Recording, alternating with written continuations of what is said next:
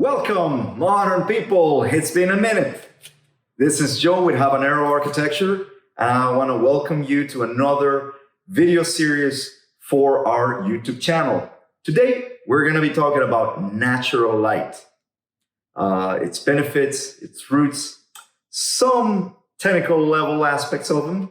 So stick around.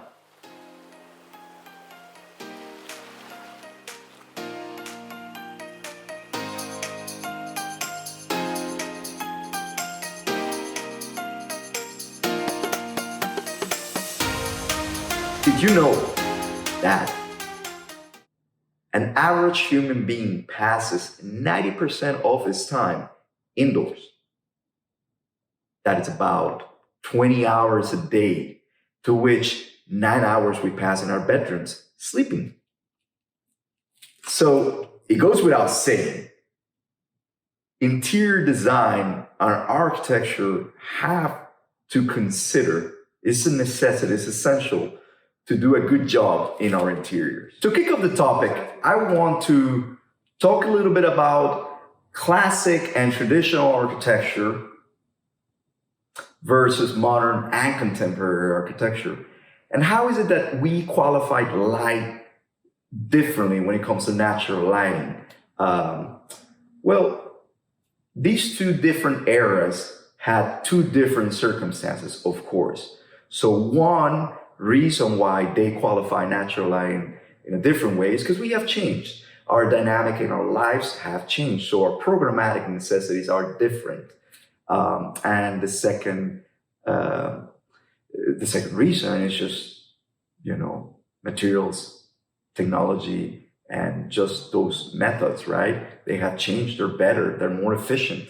So, speaking of programmatic necessities, just think of, the living rooms that we used to have back in, before the 19th century. We had abundance of those. We had the chaperone living room. If you were a concerned parent, very traditional, right?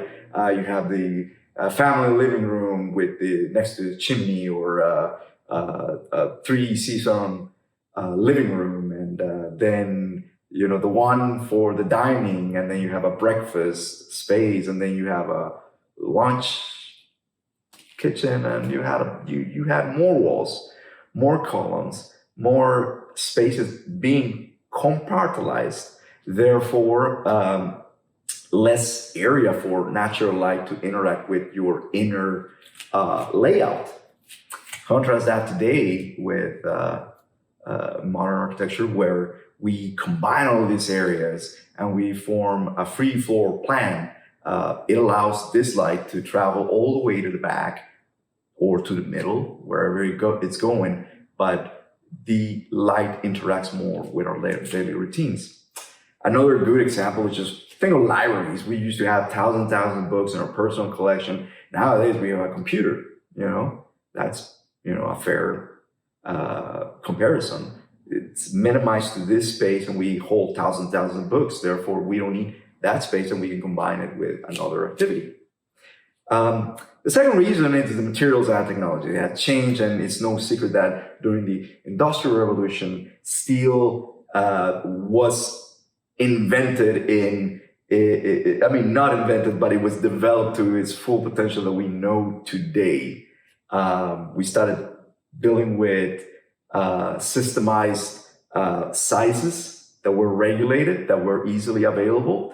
And today we even have a catalog of those solutions. So therefore it's more efficient. Think of as well of concrete and the reinforcement. Concrete was invented by Romans back in the day, but it didn't have rebar inside.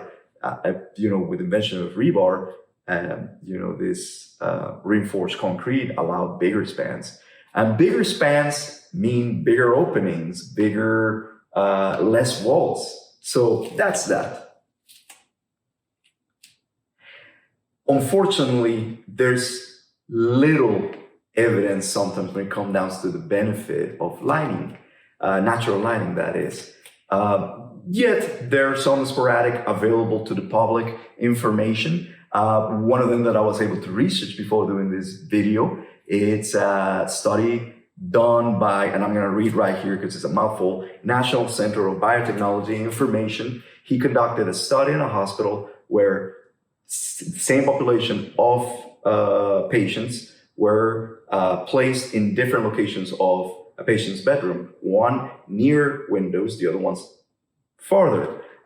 Comes without surprise that there was a higher healing effect to the ones near the windows. I mean, again, common sense, we're connected to the exterior, that vitamin D, the circadian rhythm, being awakened lets us, breathe better, let oxygen in our blood streamline and just cure ourselves faster because we're awakened. So yeah, it works.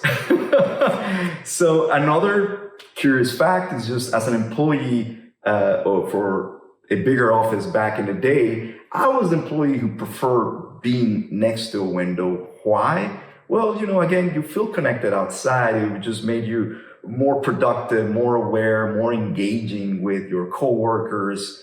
And it's just better than being next to a fluorescent light.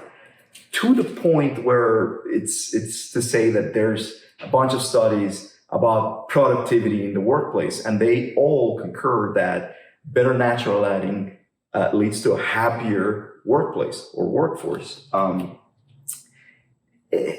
fact, don't tell this to anyone. No, it's not a secret, yet we don't talk enough about these pieces of information. You can charge as a landlord $2 to $4 more in a renting space for an office or retail than those without good natural lighting or those spaces who resource a lot with artificial lighting. That's a fact. So it's a benefit. Think of it as an investment that with immediate returns in a sense away. Everybody loves natural lighting. Finally, speaking of retail, it is no secret to the industry that better lighting leaves better consumers.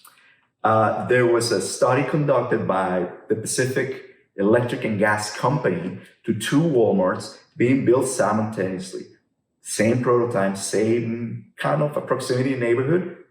One had skylights, the other one did not.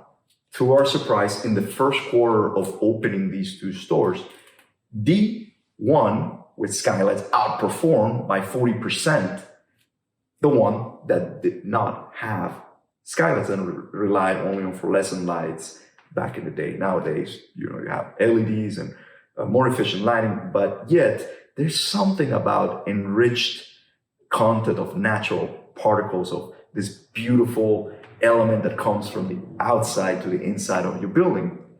So moral of the story, natural lighting, it's a benefit. It's a great asset to your building, to your architecture. Now, not all natural light is equal. It depends on where the building is going to be located, how the climatic situation is there, the seasons, and the sustainability that you're trying to do passively on the circumstances of your building. For instance, like the southern and the west exposure is kind of a common denominator that contains more direct UV rays that are damaging to the human body and your eyes, and you get all these things that are negative from those areas. There are ways to incorporate elements that architects know about how to design with these corners so that natural light still comes in, creates a beautiful effect, and yet you have a 360 array of natural light.